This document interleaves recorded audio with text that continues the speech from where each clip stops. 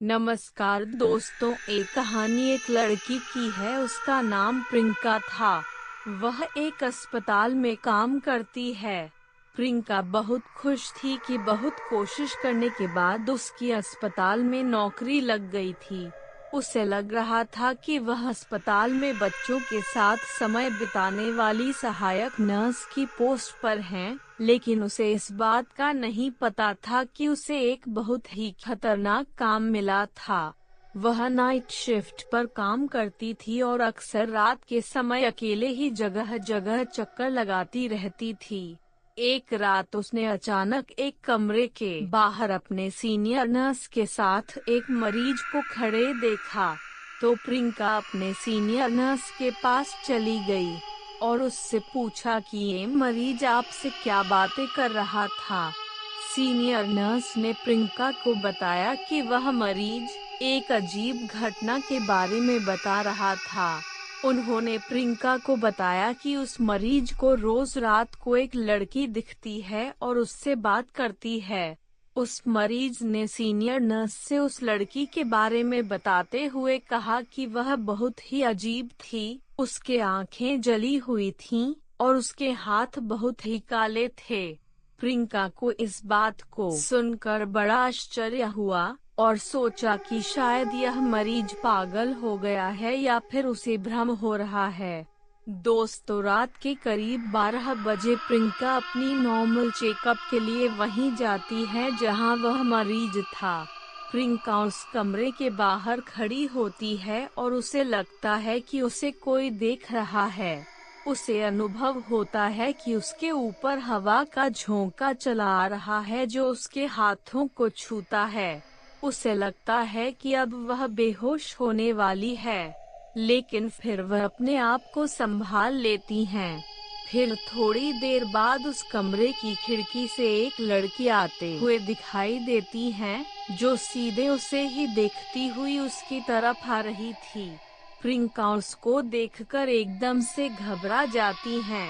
वह लड़की बहुत ही अजीब और डरावनी दिख रही थी। उसके हाथ बहुत ही काले और जले हुए लग रहे थे। उसके बाल एकदम सफेद थे और आँख के तरह जलती हुई दिखाई दे रही थी। उसका शरीर देखकर प्रियंका डर के मारे हालत खराब हो जाती है और वह उसे देखकर कांपने लगती है। प्रियंका मन ही मन में सोचती है कि आज तो मैं नहीं बचूंगी, ये चुड़ैल मुझे नहीं छोड़ेगी, अब ये मुझे जान से मार देगी। फिर प्रियंका उसके सामने हाथ जोड़कर बोलती है, देखो, मुझे मत मारो, छोड़ दो मुझे, आज के बाद मैं इस अस्पताल में कभी नहीं आऊंगी, मुझे माफ कर दो। ऐसा बोलते हुए वहाँ से भागने की कोशिश करती हैं। लेकिन वो लड़की वहाँ से प्रियंका को भागने नहीं देती हैं, बल्कि और उसके नजदीक आने लगती हैं। फिर वो लड़की धीरे धीरे प्रियंका के तरफ आगे बढ़ती हैं और जैसे ही उसके करीब आती हैं तो वह और अजीब दिखने लगती हैं। अब प्रियंका के पास वहाँ से भागने का कोई उपाय नहीं सूझता है, इसलिए वह उस कमरे के कोने में चली जाती है और वहाँ अपनी आंखें बंद करके खड़ी हो जाती है। फिर उस चुड़ैल ने प्रियंका के नजदीक आकर कहा, मुझे बचाओ। इतना बोलकर वह कमरे से बाहर चली जाती है। प्रियंका अब थोड़ा शांत होती है और सोचने लगती है कि इस लड़की ने ऐसा क्यों कहा, मुझे बचाओ। इस घटना के बारे में वो अपने स्टाफ को बताती है, पर उसकी बात पे कोई भरोसा नहीं करता। अगले दिन वो लड़की फिर से प्रियंका को दिखाई देती है और उससे बोलती है, मुझे बचाओ। इस पर प्रियंका उस चुड़ैल से बोलती है, आखिर तुम्हें क्या परेशानी है, मुझे बताओ, मैं तुम्हारी मदद करूँगी। फिर वह भूतनी प्रियंका से कहती है, कई साल पहले मैं भी इसी हॉस्पिटल में नर्स थी। एक रात मैं यहाँ सारे मरीजों को देखने के बाद मैं एक कमरे में आराम करने के लिए चली गई।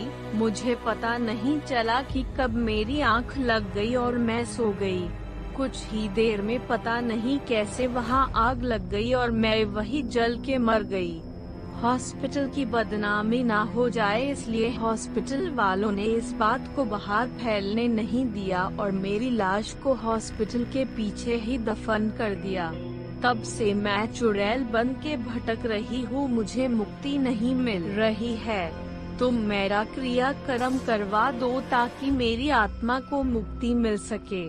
इसके बाद प्रियंका ने हॉस्पिटल वालों को ये सारी बात बताई। तब जाके हॉस्पिटल वाले उस लड़की की लाश के बचे हुए अवशेष को वहां से निकला और विधि विधान से उसका क्रियाक्रम करवाया। इसके बाद से ना ही प्रियंका को और ना ही उस हॉस्पिटल में किसी को भी वो लड़की नहीं दिखाई दी। दोस्तों, आपको कहानी अच्छा लगे तो चैनल को सब्सक्राइब करें, वीडियो को लाइक करें। धन्यवाद।